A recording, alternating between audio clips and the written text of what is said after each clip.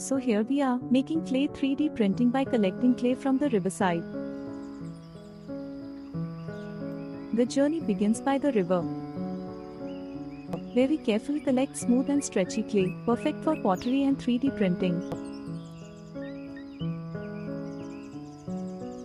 We take only what we need, ensuring we respect and protect the environment. Once collected, the clay is brought to the workspace.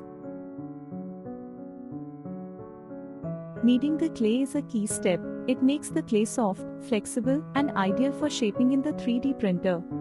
After preparation, the clay is loaded into the 3D printer cylinder. We then select the design from the computer and upload it to the printer.